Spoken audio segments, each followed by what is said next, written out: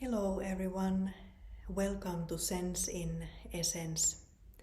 Our today's topic is ego-based emotions, how those are created and what kind of emotions they are. First of all, we need to remember that ego, which is the false identity, ego is always empty. Ego always feels that I don't have, I lack happiness, I lack love, etc., etc. So when there is ego based on the flower, for example this flower, because ego can be created just about anything external which is temporary.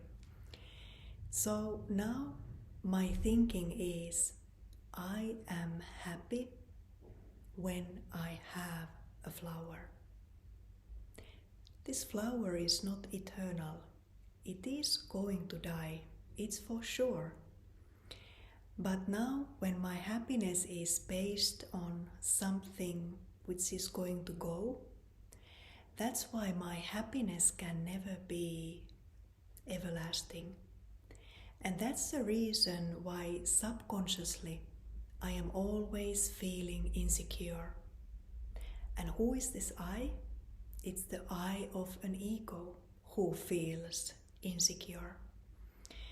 Because ego does not want to lose the happiness. And that's why ego is having constant subconscious stress. Because in a way, we know that this is not eternal. But in the same time, ego is holding on to it because ego wants to maintain the happiness. And that's why stress is constantly there. So many worries. What about if someone steals my flower? What about if something happens to my flower? What about if it wilts and then it's not beautiful anymore? Because my happiness is dependent on that flower.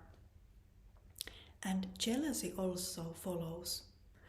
Oh, she has much more beautiful flower than I do. I am nothing.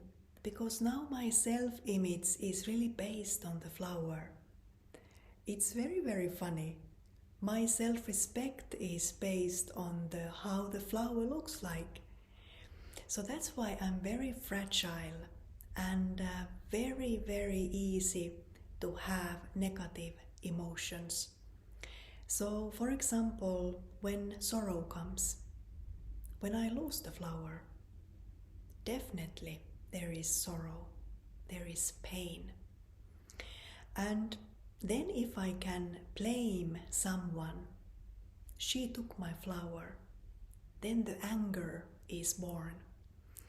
And if I cannot blame anyone, if I just somehow lost the flower, I took it to my summer cottage and something happened and I forgot it there. So now flower is gone and it was my fault, ego's fault. So then ego gets depressed. And this is basically the life of an ego. And that's why life with ego is like being in the roller coaster. One can never be calm and steady and stable. And there is no such thing than everlasting happiness. Happiness is always temporary, and more that ego gets bigger and bigger based on the flower, there is less happiness and more insecurity, more sorrow, more pain. So this is the good reminder for all of us that if we reduce our egos, if the ego is getting even smaller, we are experiencing happiness, peace, love, which is true. It's really coming from within. So smaller the ego becomes, more happy we truly become. Thank you.